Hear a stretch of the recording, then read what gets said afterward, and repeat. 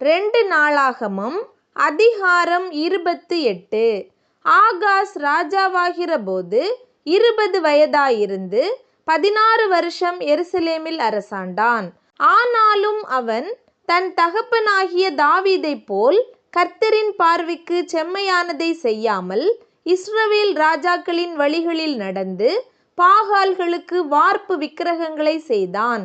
அவன் இன்னும் குமாரரின் பள்ளத்தாக்கிலே தூபங்காட்டி கர்த்தர் இஸ்ரவேல் புத்திரருக்கு முன்பாக துரத்தின ஜாதிகளுடைய அருவருப்புகளின்படியே தன் குமாரரை அக்கினியிலே தகித்து போட்டு மேடைகளிலும் மலைகளிலும் பச்சையான சகல மரங்களின் கீழும் பலியிட்டு தூபங்காட்டி வந்தான். ஆகையால் அவனுடைய தேவனாகிய கர்த்தர் அவனை சீரியருடைய ராஜாவின் கையில் ஒப்புக்கொடுத்தார். அவர்கள் அவனை முறிய அடித்து அவனுக்கு இருக்கிறவர்களிலே பெரிய கூட்டத்தை சிறைப்பிடித்து தமஸ்குவுக்கு கொண்டு போனார்கள். அவன் இஸ்ரவேலுடைய ராஜாவின் கையிலும் ஒப்புக்கொடுக்கப்பட்டான். இவன் அவனை வெகுவாய் முறிய அடித்தான். எப்படியெனில் யூதா மனுஷர் தங்கள் பிதாக்களின் தேவனாகிய கர்த்தரை விட்டபடியினால் ரெமலியாவின் குமாரனாகிய பெக்கா அவர்களில் ஒரே நாளில் 120,000 பேரை கொன்று போட்டான். அவர்கள் எல்லாரும் மகாவீரராயிருந்தவர்கள். அன்றியும் எப்பிராயீமின் பராக்கிரமசாலியான சிக்ரியும் ராஜாவின் குமாரனாகிய மாசேயாவையும் அரமனை தலைவனாகிய அஸ்ரிக்காமையும் ராஜாவுக்கு 2வதான எல்கானாவையும் கொன்று போட்டான். இஸ்ரவேல் புத்திரர் தங்கள் சகோதரரில் 2,00,000 பேராகிய ஸ்திரீகளையும் குமாரரையும் குமாரத்திகளையும் சிறைப்பிடித்து அவர்களுடைய அநேக திரவியங்களை கொள்ளையிட்டு கொள்ளை பொருளை சமாரியாவுக்கு கொண்டு போனார்கள். அங்கே ஓதேத் என்னும் பேருள்ள கர்த்தருடைய தீர்க்கதரிசி ஒருவன் இருந்தான். அவன் சமாரியாவுக்கு வருகிற சேனைக்கு எதிராக போய் அவர்களை நோக்கி, இதோ உங்கள் பிதாக்களின் தேவனாகிய கர்த்தர் யூதாவின் மேல் கோபங்கொண்டபடியினால் அவர்களை உங்கள் கைகளில் ஒப்புக்கொடுத்தார். நீங்களோ வானபரியந்தம் எட்டுகிற உக்கிரத்தோடே அவர்களை சங்காரம் பண்ணினீர்கள். இப்போதும் யூதாவின் புத்திரரையும் எருசலேமியரையும் நீங்கள் உங்களுக்கு வேலைக்காரராகவும் வேலைக்காரிகளாகவும் கீழ்ப்படுத்த வேண்டுமென்று நினைக்கிறீர்கள். ஆனாலும் உங்கள் தேவனாகிய கர்த்தருக்கு விரோதமான குற்றங்கள் உங்களிடத்திலும் இல்லையோ? ஆதலால் நீங்கள் எனக்கு செவி கொடுத்து நீங்கள் உங்கள் சகோதரரிடத்தில் சிறைப்பிடித்து கொண்டு வந்தவர்களை திரும்ப அனுப்பிவிடுங்கள். கர்த்தருடைய உக்கிரமான கோபம் உங்கள் மேல் இருக்கிறது என்றான். அப்பொழுது எப்பிராயீம் புத்திரரின் தலைவரில் சில பேராகிய யோகனானின் குமாரன் அசரியாவும் மெஷிலேமோத்தின் குமாரன் பெரகியாவும் சல்லூமின் குமாரன் எகிஸ்கியாவும் அத்லாயின் குமாரன் அமாசாவும் யுத்தத்திலிருந்து வந்தவர்களுக்கு விரோதமாக எழும்பி அவர்களை நோக்கி, நீங்கள் சிறைப்பிடித்த இவர்களை இங்கே உள்ளே கொண்டு வர வேண்டாம்.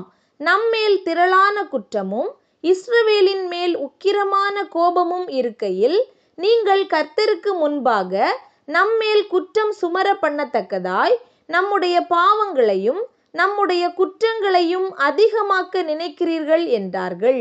அப்பொழுது ஆயுத பாணிகளானவர்கள் சிறைப்பிடித்தவர்களையும் கொள்ளை உடைமைகளையும் பிரபுக்களுக்கு முன்பாகவும் சமஸ்த சபைக்கு முன்பாகவும் விட்டுவிட்டார்கள். அப்பொழுது பேர் குறிக்கப்பட்ட மனுஷர் எழும்பி சிறைப்பிடிக்கப்பட்டவர்களை சேர்த்து கொண்டு அவர்களில் வஸ்திரமில்லாத சகலருக்கும் கொள்ளையில் எடுக்கப்பட்ட வஸ்திரங்களை கொடுத்து உடுப்பையும் பாதரட்சைகளையும் போடுவித்து அவர்களுக்கு சாப்பிடவும் குடிக்கவும் கொடுத்து அவர்களுக்கு எண்ணெய் வார்த்து அவர்களில் பலட்சியமானவர்களையெல்லாம் கழுதைகள் மேல் ஏற்றி பேரீச்ச மரங்களின் பட்டணமாகிய எரிகோவிலே அவர்கள் சகோதரரிடத்துக்கு கொண்டு வந்து விட்டு சமாரியாவுக்கு திரும்பினார்கள். அக்காலத்திலே ஆகாஸ் என்னும் ராஜா அசீரியாவின் ராஜாக்கள் தனக்கு ஒத்தாசை பண்ண அவர்களிடத்துக்கு ஆட்களை அனுப்பினான். ஏதோமியரும் கூட வந்து யூதாவை முறிய அடித்து சிலரை சிறைப்பிடித்து போயிருந்தார்கள். பெலிஸ்தரும் யூதாவிலே சமபூமியிலும் தெற்கேயும் இருக்கிற பட்டணங்களின் மேல் விழுந்து பெத்சிமேசையும் ஆயலோனையும் கெதேரோத்தையும் சொக்கோவையும் அதன் கிராமங்களையும் திம்னாவையும் அதன் கிராமங்களையும் கிம்சோவையும் அதன் கிராமங்களையும் பிடித்து அங்கே குடியேறினார்கள். யூதாவின் ராஜாவாகிய ஆகாசின் நிமித்தம் கர்த்தர் யூதாவை தாழ்த்தினார். அவன் யூதாவை சீர்குலைத்து கர்த்தருக்கு விரோதமாய் மிகவும் துரோகம் பண்ணினான். அசீரியாவின் ராஜாவாகிய தில்காத் பில்நேசர் அவனிடத்தில் வந்தான். அவனை நெருக்கினானே அல்லாமல் அவனை பலப்படுத்தவில்லை. ஆகாஸ் கர்த்தருடைய ஆலயத்தில் ஒரு பங்கும் ராஜ அரமனையில் ஒரு பங்கும் பிரபுக்களின் கையில் ஒரு பங்கும் எடுத்து அசீரியாவின் ராஜாவுக்கு கொடுத்தும் அவனுக்கு உதவி கிடைக்கவில்லை. தான் நெருக்கப்படுகிற காலத்திலும் கர்த்தருக்கு விரோதமாய் அந்த ஆகாஸ் என்னும் ராஜா துரோகம் பண்ணிக்கொண்டே இருந்தான். எப்படி என்றால், சீரியா ராஜாக்களின் தெய்வங்கள் அவர்களுக்கு துணை செய்கிறபடியினால் அவர்கள் எனக்கும் துணை செய்ய அவர்களுக்கு பலியிடுவேன் என்று சொல்லி தன்னை முறிய அடித்த தமஸ்குவின் தெய்வங்களுக்கு அவன் பலியிட்டான். ஆனாலும் அது அவனும் இஸ்ரவேல் அனைத்தும் நாசமாகிறதற்கு ஏதுவாயிற்று. ஆகாஸ் தேவனுடைய ஆலயத்தின் பணிமுட்டுகளை சேர்த்து தேவனுடைய ஆலயத்தின் பணிமுட்டுகளை துண்டு துண்டாக்கி கர்த்தருடைய ஆலயத்தின் கதவுகளை பூட்டி போட்டு எருசலேமில் மூலைக்கு மூலை பலிபீடங்களை உண்டு பண்ணி அந்நிய தெய்வங்களுக்கு தூபங்காட்டும்படிக்கு யூதாவின் ஒவ்வொரு பட்டணத்திலும் மேடைகளை உண்டு பண்ணி தன் பிதாக்களின் தேவனாகிய கர்த்தருக்கு கோபமூட்டினான். அவனுடைய மற்ற வர்த்தமானங்களும் அவனுடைய ஆதியோடந்தமான சகல நடபடிகளும் யூதா இஸ்ரவேல் ராஜாக்களின் புஸ்தகத்தில் எழுதியிருக்கிறது. ஆகாஸ் தன் பிதாக்களோடே நித்திரையடைந்த பின்பு அவனை எருசலேம் நகரத்தில் அடக்கம் பண்ணினார்கள். ஆனாலும் இஸ்ரவேல் ராஜாக்களின் கல்லறைகளில் அவனை கொண்டு வந்து வைக்கவில்லை. அவன் குமாரனாகிய எசேக்கியா அவன் ஸ்தானத்தில் ராஜாவானான்.